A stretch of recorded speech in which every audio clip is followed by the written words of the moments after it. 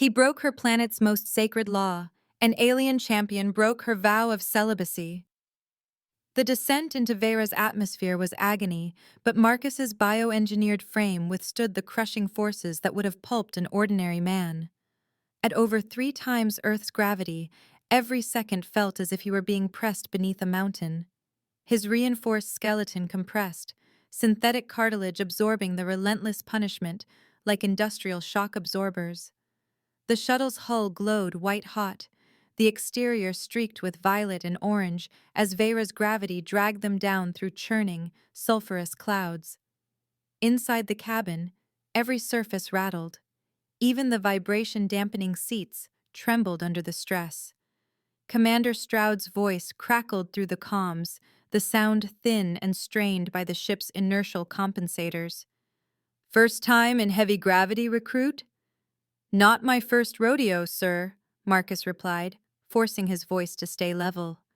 He felt his vocal cords, reinforced with biosilicate, resist the gravity's attempt to flatten his words. Still, nothing could truly prepare anyone for the planet's crushing embrace. His heart thundered, veins burning as they fought to circulate blood in the thickened air. Every cell in his body ached, rewritten for this mission. Humanity's first real test of a soldier built for the galaxy's harshest worlds. The retros fired. Marcus's organs shifted painfully, his stomach lurching upward as the shuttle decelerated. Through the viewport, Vera's surface shimmered beneath him, a landscape of mountain spires twisted into impossible arcs by the planet's wild axial tilt, cities clinging to cliff faces, stacked and spiraled in defiance of gravity's rule. "Touchdown in 60 seconds, the pilot called out, his hands dancing over the controls. "Brace yourself, Marcus. The Draxari aren't known for hospitality." Marcus checked his gear, a grav-adapted exosuit, his multi-tool, and the slim pack of supplies. Every piece felt twice as heavy, straps digging deep into flesh and synth fiber alike. The shuttle slammed onto the landing pad with a bone-rattling jolt. The impact would have shattered his bones, liquefied his organs, but his engineered body absorbed it. He stood, moving with deliberate care as Vera's true gravity replaced the ship's artificial field. Each movement was a negotiation, a test of strength, balance, and willpower. The airlock hissed open, and a wave of dense, perfumed air swept into the shuttle. It was metallic, sharp, with an undertone like crushed petals and ozone. The landing platform stretched out before him, carved from the planet's dark volcanic stone. Waiting in perfect formation stood Draxari warriors, tall, sinewy, their obsidian skins slick with condensation, reflecting the harsh light in ripples of blue and indigo. At their center stood a woman whose presence made Marcus's heart skip a beat, despite the gravity squeezing his chest. She moved as if the planet's gravity was her ally, not her foe, her every step deliberate, fluid, entirely unforced. Her skin was dusky gray, hair white and woven into a braid intricate as circuitry, her form slender yet taut with coiled strength. Her armor, a polished black that seemed to swallow light, molded perfectly to her frame.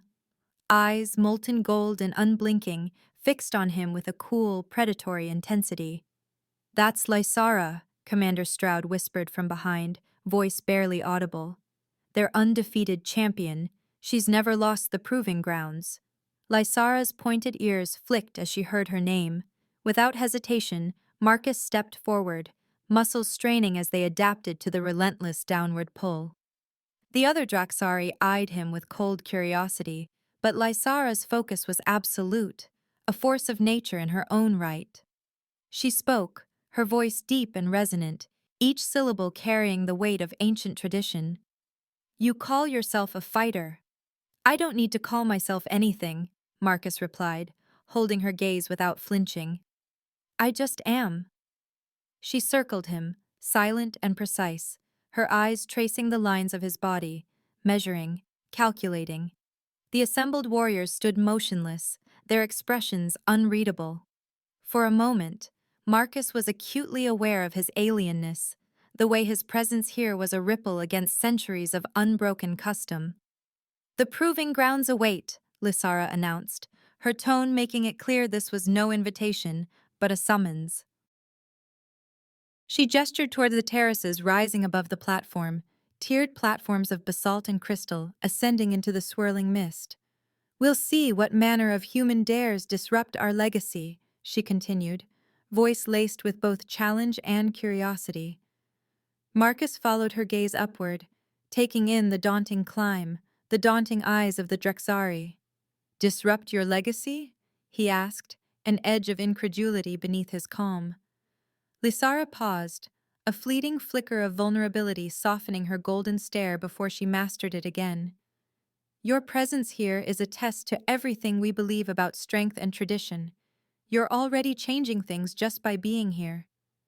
Marcus felt the weight of more than gravity as they began to ascend, each step drawing him deeper into a world where his very existence was a challenge.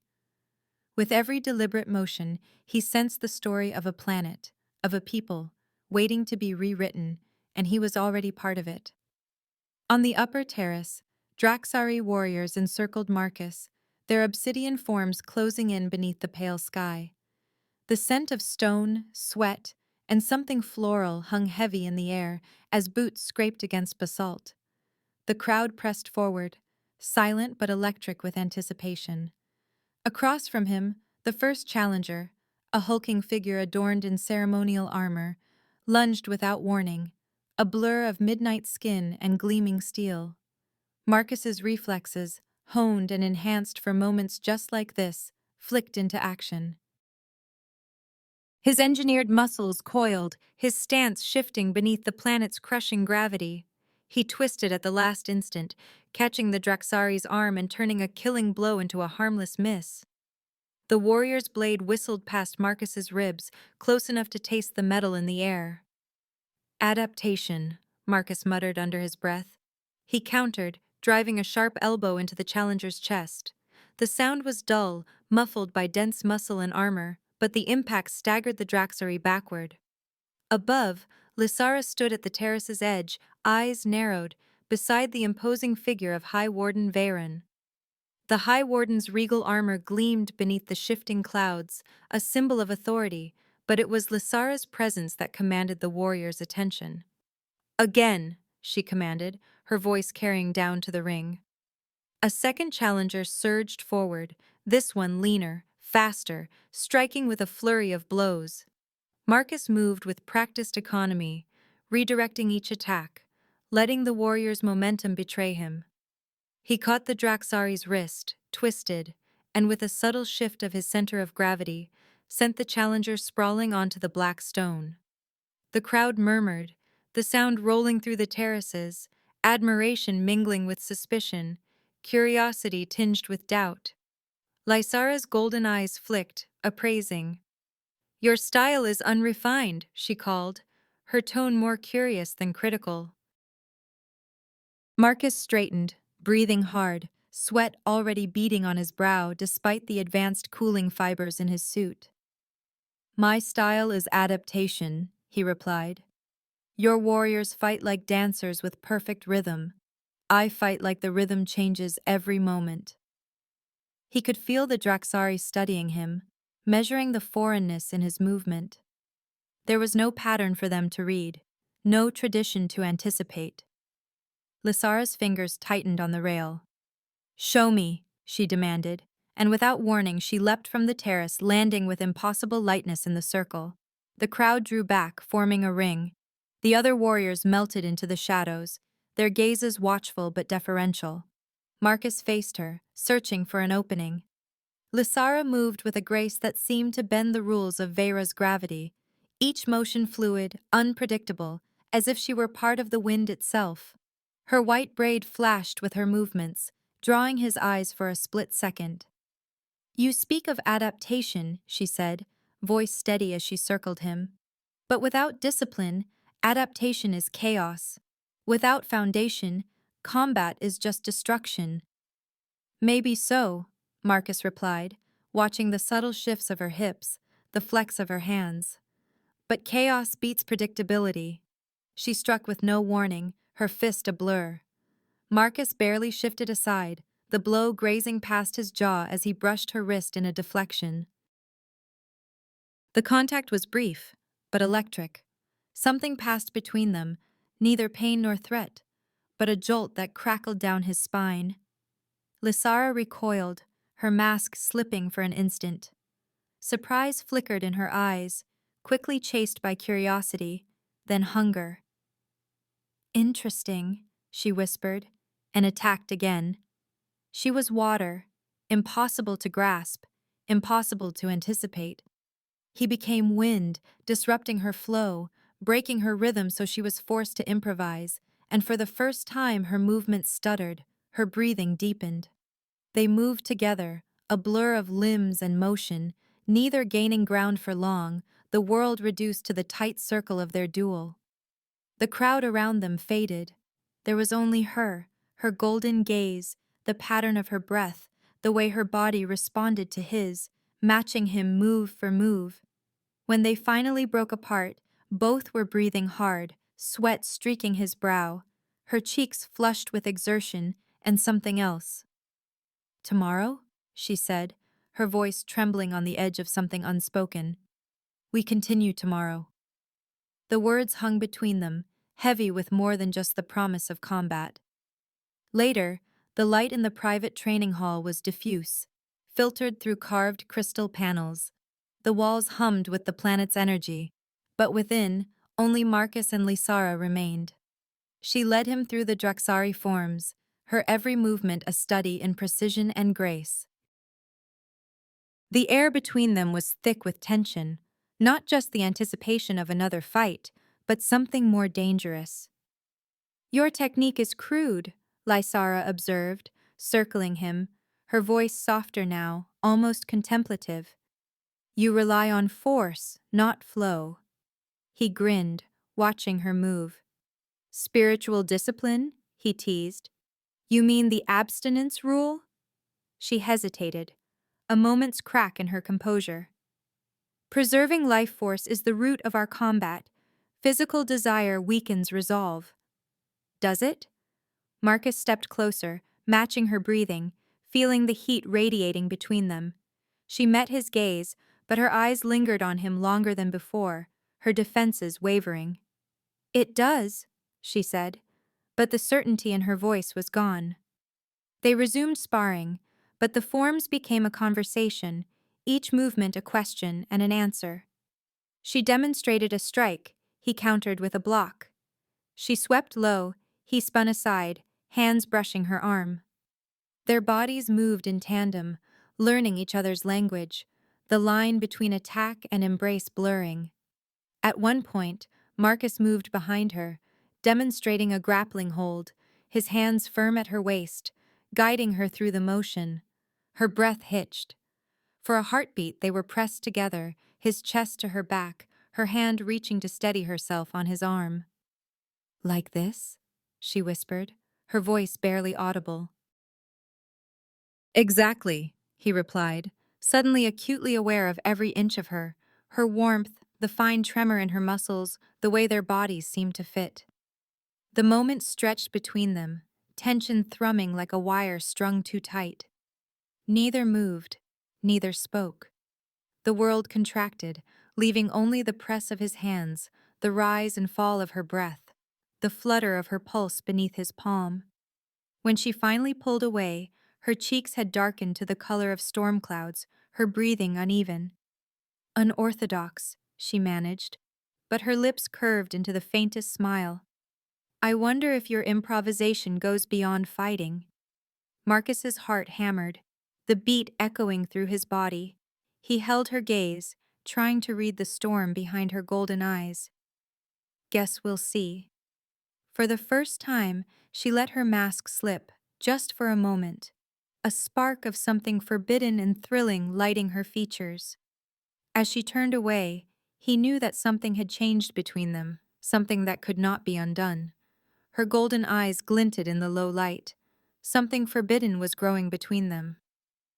"There's something you should know about us," Lysara said, her voice low and urgent as she led Marcus deeper into the ancient archives. She did not glance back to see if he followed. She simply assumed he would, and she was right. The corridor narrowed, stone beneath their boots damp and cool, and opened into a vault lined with murals. Flickering blue light revealed Draxary history in paint and etched obsidian. Warriors with blade and staff, armies in impossible armor, faces twisted in triumph and agony. Lysara stopped before a mural that dominated the far wall. Its colors were older than memory, battered by time yet vivid. A brother's spear crossing his sister's shield, a ring of flame consuming both. The silence felt heavy, as if the echoes of ancient battles still clung to the stones. 16 centuries ago, we nearly destroyed ourselves, Lysara said, reaching out to trace the painted line of a warrior's face. Her fingers hovered just above the surface, reverent but wary. Marcus studied the mural, following the chaos of bodies locked in combat, the cracks running through what must once have been a single family or tribe. Why? He asked, though he already sensed the answer. It hung between them, unspoken, a current running beneath every encounter they'd shared. Attachment, Lysara said. Her hand trembled as she touched the image of two Draxari, one kneeling over the other, anguish etched in every line. Passion, the same connection that's forming between us. She let her hand drop, turning to face Marcus fully. He saw the reflection of torchlight in her golden eyes, uncertain, flickering, alive with fear and longing. We were always fierce, she continued, her voice barely above a whisper. Our bonds made us strong at first. We fought together, loved together, but then love became jealousy. Bonds broke. Friends became rivals. Families shattered. Marcus paced slowly along the wall, absorbing the story and images. Warriors turned on each other out of grief and rage. Armies split. A woman wept over the body of a lover, blade still bloody in her hand. It was a history of strength twisted into weakness by the very thing that made it powerful. So the survivors made vows, Lysara said. Not for purity, but for survival. Abstinence, discipline, isolation, so no one's heart could ever sway the fate of our people again. He saw it in her now, the way she stood just out of reach, the tremor in her breath, the longing she tried to bury. For all her strength, the rules of her world pressed down on her with greater force than Vera's gravity ever could. And now, Marcus asked quietly, though he already knew, the council would see any bond as a threat. If the council learns of this, they'll claim the old dangers are returning, Lysara said, pain sharpening her words. That bonds are forming again. That weakness is taking root. He wanted to reach for her, to bridge the gap between them, but he stopped himself. His hand hovered, then dropped, mirroring her earlier gesture. What are you saying? She drew a shaky breath. I'm saying what we feel is more than forbidden, Lysara replied, voice trembling. Last time, it nearly ended us, and now, with you here. Her eyes glistened with unshed tears, and she turned back to the mural, unable to look at him. Marcus's heart ached as he took in the magnitude of her fear, not just for herself, but for her people, her legacy. So what do we do? He asked, the question heavy with everything they could not say. You leave, she said quietly, the words tumbling out with the weight of a sentence. Before it's too late. He stared at her, stunned by the sudden coldness. After everything, after the hours sparring, the whispered confidences, the thrill of their closeness, she wanted him gone. His voice was barely more than a whisper. And if I stay? She closed her eyes, her whole body rigid with the force of her struggle. Then we risk everything, she whispered. I can't be the cause of another war. The final words hung in the still air, echoing against stone and memory. Marcus felt something break inside him, a fracture as deep as the chasms carved through Vera's mountains. He wanted to protest, to promise that love, real, hard-won, honest love, could not destroy a world. But he saw the truth in her eyes, the history that would not let them go. He stepped forward, closing the distance between them, though he knew it changed nothing. "Lisara," he said, his voice gentle but firm. "I didn't come here just to fight. I came here to understand. I came here for you." She pressed her lips together, fighting for control. "Understanding isn't enough. Not for my people. Not for me." A tear slid down her cheek, catching the blue light. She turned her back, shoulders tense and trembling. "If you stay, you will be blamed for everything that follows. The council will say you corrupted me. The others will believe it. I can't—" Her voice broke. "I can't do that to them. Or to you." Marcus reached out again, almost touching her shoulder, but stopped short. "Do you really want me to leave?" The words were heavy, every syllable weighted with hope and dread. She didn't answer at first. For a long moment, only the silence of the archives spoke, old stories repeating themselves in the painted stone. At last, Lisara turned. Her face was streaked with tears, but her eyes were clear, resolute. "I want you to be safe. I want my people to be safe. And I want—" She stopped, unable to say the rest. "But wanting is dangerous here." He let his hand fall, defeated. "So that's it?" he asked. "We pretend none of this happened?" Lisara shook her head. "You can't pretend with history. It remembers. It punishes." They stood in the shadows of fallen warriors, their own story already taking shape among the tragedies on the wall. Marcus gathered himself, searching for words to break the spell of despair. "You're not alone in this. Even if I leave, I'll never forget what we found, what we almost had." She let out a shaky breath. "Nor will I." He stepped back, the distance between them growing with every heartbeat. But in her eyes, Marcus saw a glimmer of something that defied history, something that refused to be erased, no matter what the council or the archives demanded. Her golden eyes lingered on him, torn between fear and longing. Something forbidden was growing between them, and even the ghosts on the walls seemed to tremble with the knowledge. The next day, the mission went wrong. Marcus stood high on the command gantry, boots planted beside High Warden Veyron, watching Lisara's squad move in formation below. The air shimmered with heat and tension, heavy with the weight of unsaid things. Lisara cut a striking figure at the squad's point, her white braids stark against her dark armor. But something was off.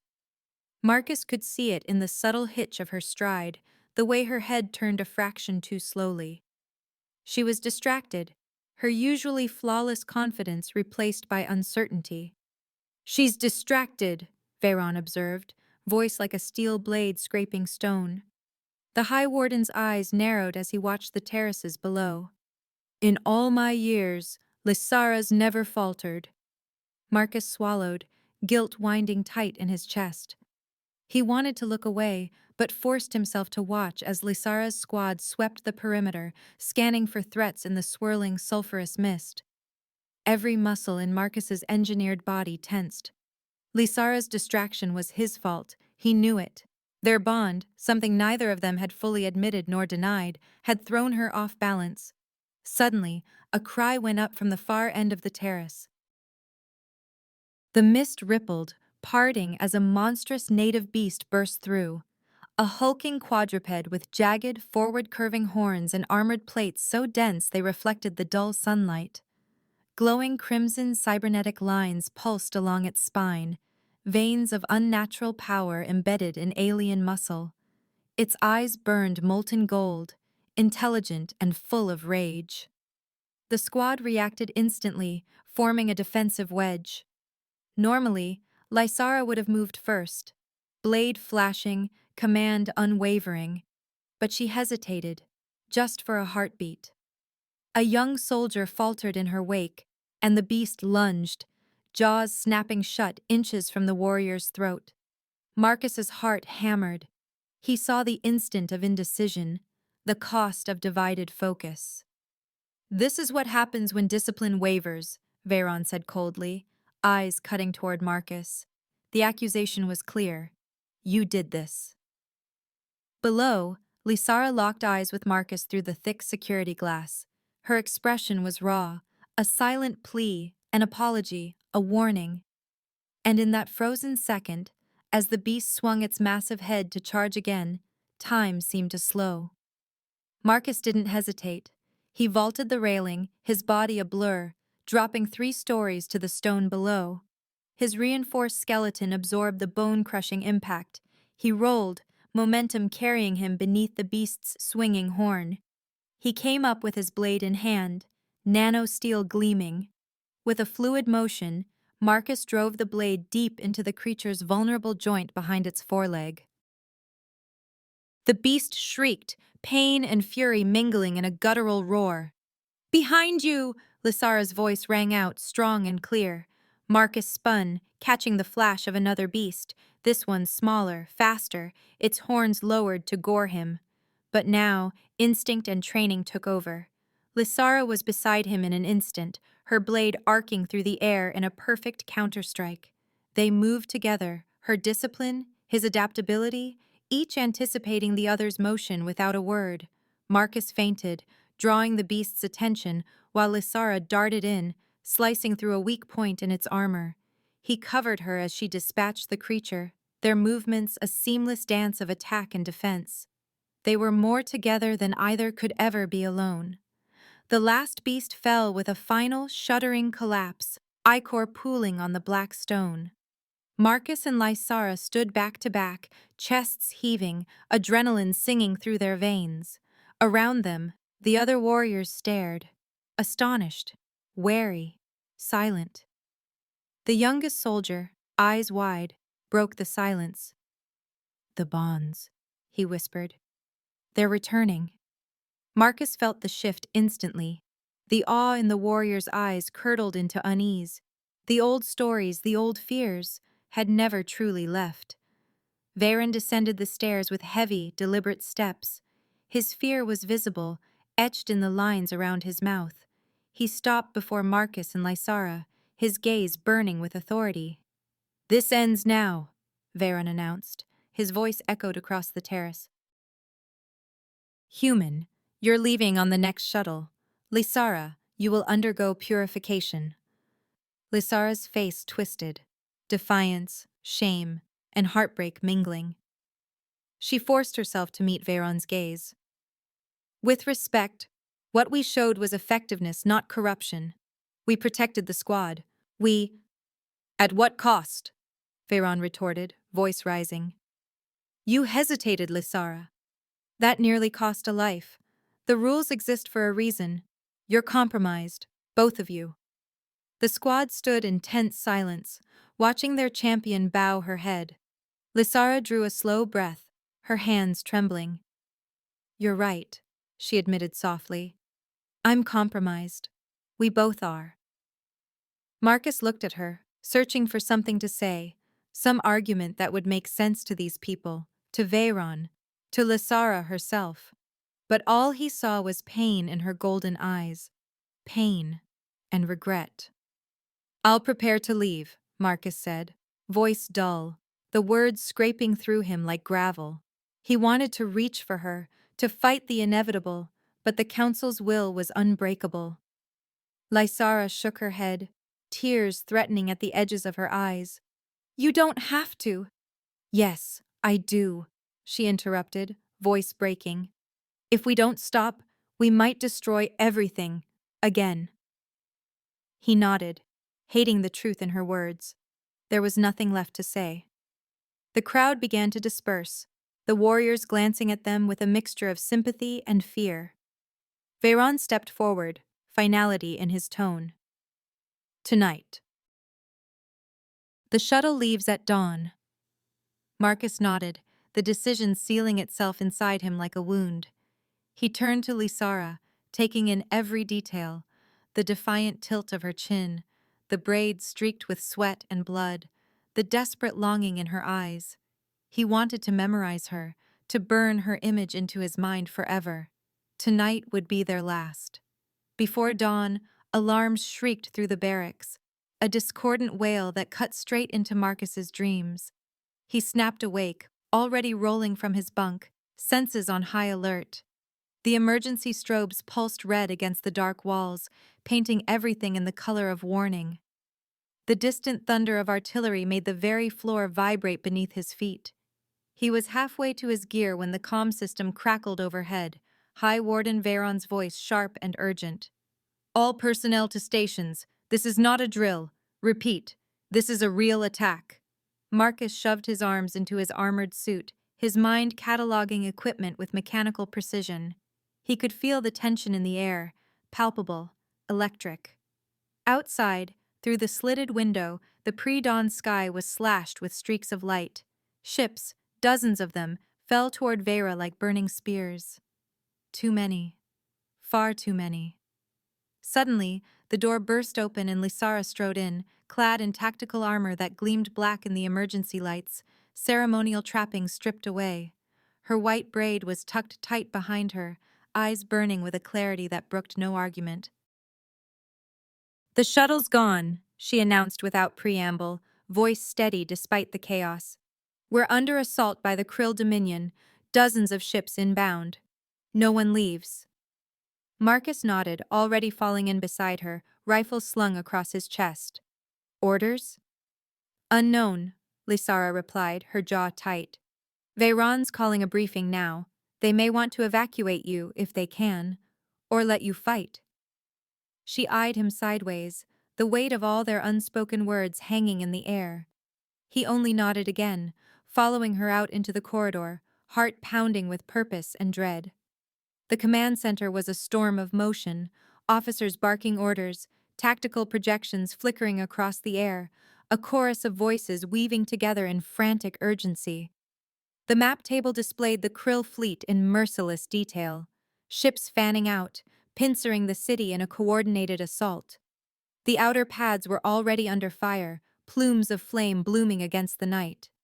Veyron stood at the center, an immovable pillar amid the storm. He turned as Marcus and Lysara approached, his gaze steel hard. "Your shuttle was destroyed in the opening volley. You'll fight with us now, human." Marcus stepped forward, eyes narrowed as he studied the holographic map. The Krill ships formed a crescent, their dropships darting ahead like predators scenting weakness. "They're not here to conquer," he said, voice calm but certain. "It's a raid. Prisoners, tech, tactics. They'll hit fast and try to vanish before you can mount a coordinated defense." Veyron frowned, brow furrowing. "Your suggestion?" Marcus reached out, fingers dancing across the map, highlighting 2 choke points at the base of the inner terraces. "Hold your forces here and here. Pull back from the outer pads. Let them land unopposed. Draw them in.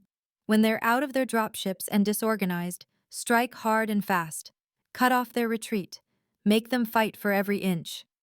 An officer snapped to attention as an explosion echoed across the city, the lights flickering. "They're coming," she reported. 10 minutes. The entire room seemed to hold its breath, the rhythm of battle looming ever closer. Veyron turned to Marcus, making his decision. "You fight with Lysara. If this bond of yours is real, we use it now. Prove yourselves." Marcus met Lysara's gaze across the tactical table. All the fear and longing of the last day was gone, burned away by the heat of battle. She looked at him with unwavering focus, a silent promise in her golden eyes. "Ready?" she asked. "Always," he answered, his voice rough with feeling. They moved as one through the corridor, past squads of Draxari warriors readying weapons and armor. The air was thick with anticipation and the metallic scent of fear. At the armory, Lysara paused, laying a hand on his arm, her touch grounding him in the moment. "After this," Marcus began, but she silenced him with a look, gentle and fierce all at once. "One battle at a time, Marcus," she said softly. "We'll see what's left when the dawn comes." He squeezed her hand, letting the moment stretch, unspoken words thrumming between them. Then, without another word, They suited up. Marcus slid a new power cell into his rifle, checked the edge of his blade, and watched as Lysara selected her weapons with methodical care. Outside, the ground shook as the first Krill dropships punched through the cloud layer, engines howling. The city's defensive turrets roared to life, spearing the sky with lances of plasma. But the Krill were relentless, their ships darting and weaving, unleashing waves of drones and armored troopers onto the landing pads. Marcus's adrenaline surged, burning away the ache of impending farewell. This was his element: chaos, danger, the edge between life and death. He glanced at Lysara, and she nodded once, a sharp, precise gesture. They moved out together, slipping through the shadows toward the chosen choke point. From their vantage, Marcus watched the Krill deploy, a tide of armored forms fanning out, scanning for resistance. The Draxari squads waited, hidden in the labyrinth of terraces and shattered walls, every muscle tensed for the coming clash. Lysara drew her blade, her fingers steady. "You know what to do?" He grinned, adrenaline sharpening his senses. "Keep you alive, cover the flanks. Break their lines if they get too close." "Good," she replied, voice all business but her eyes betraying a spark of something deeper. "Because I'm counting on you." He caught her gaze, letting the moment anchor him. "Count on this. I'm not letting you go down without a fight." Explosions rocked the horizon. Krill troopers swarmed onto the landing pads, their weapons blazing, cutting down anything that moved. Marcus fired, his shots precise, each round dropping a target before it could close the distance. Beside him, Lysara moved like a force of nature, her blade a streak of shadow and silver. Together, they pushed the Krill back, step by bloody step, each trusting the other completely. As the battle raged, Marcus knew this was more than a fight for survival. It was a test, a proving ground not just for their bodies, but for the bond that had grown between them, dangerous and undeniable. Outside, Krill dropships began their descent in force. Marcus's heart hammered, but his resolve was iron. Time to prove himself. The dropships smashed into the city's heart, their armored hulls plowing through terraces and streets with bone-jarring violence. Hatches burst open, unleashing squads of Krill troops in black carapace armor, their movements mechanical, purposeful. Marcus watched from the eastern platform, breath quick and measured, every sense tuned to Lysara as she coordinated the defense beside him. 12 ships, maybe 200 hostiles, she reported, scanning the chaos through her tactical visor. Heavy weapons, tight formation, they're headed straight for the central square. Marcus leaned over the parapet, eyes narrowed. "They're not spreading out," he muttered. "They know our patterns. They're funneling us." Lysara's eyes widened in sudden realization. "They've studied us. This isn't a frontal assault, it's a trap."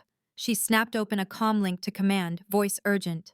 "Central, the Krill are—" Her warning was cut short by a concussive blast. A tower just meters away erupted, showering the platform with flaming debris.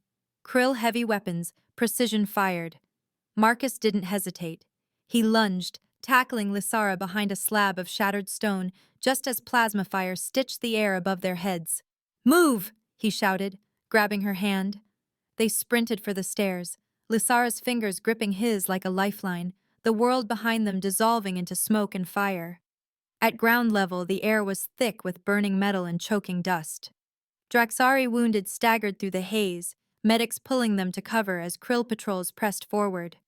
"Central Square," Lysara said, voice hoarse but determined. "If we get there first, we can hold them." She led Marcus into a maintenance tunnel, the narrow passage vibrating with distant explosions. Their boots echoed off the metal grating, the sound a counterpoint to the muffled thunder above. Lysara's silhouette was a beacon ahead, never faltering. They emerged into a small courtyard, the square visible just beyond, a crucible of violence, Krill troopers moving in squads, scanning every shadow. Marcus pressed back against the wall, pulling Lysara with him. "We're pinned," he said, watching the enemy sweep the open ground. "Not yet." Her golden eyes flashed, fierce and alive. "We'll use the rooftops, this way." A rusted ladder led up the side of a ruined market hall. Despite Vera's gravity, they climbed fast, muscles straining, hands slipping on metal slick with dew and soot. Marcus vaulted the parapet after Lysara, his body thrumming with adrenaline and effort. From above, the city was a war map. Krill squads flooding the avenues, Draxari defenders falling back in good order but outnumbered. Lysara surveyed the gaps, her mind running calculations in real time. "There," Marcus pointed, eyes tracking a series of overturned market stalls forming a ragged path to the comms tower. "We use those for cover. Get close before they see us." She nodded, her face lit by the fire below. "We move on your count." He squeezed her shoulder, and together they leapt from roof to roof, silent as shadows, hearts pounding in sync. They landed behind a stack of crates as plasma bolts sizzled overhead, crouching low. Krill patrols moved with machine-like precision, but the chaos worked in their favor. A squad broke off, advancing on the comms tower. Lysara's breath caught. "If they seize that, we lose everything. Communications, defenses, command. The city falls." "Then we stop them," Marcus said, unsheathing his blade. "No second chances." She drew her weapon, voice steady. "Together." With a nod, they launched their attack. Marcus moved first, crashing into the Krill's flank, blade flashing in deadly arcs. He disarmed one, sending a rifle skittering across the stones, then pivoted to block a plasma bolt with his armored forearm. Lysara followed, her form a blur of black and silver, her strikes precise and unrelenting.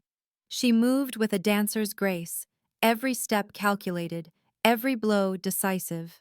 The Krill regrouped, their numbers pressing in, but Marcus and Lysara were relentless, a seamless blend of human strength and Draxari agility. They fought as one, anticipating each other's moves, covering gaps, exploiting weaknesses. Marcus's blade found the joints in Krill armor. Lysara's saber swept low, tripping and disarming. In minutes, the courtyard was strewn with Krill bodies, the survivors in retreat. When the last foe fell, Marcus and Lysara stood together, backs straight, breathing hard.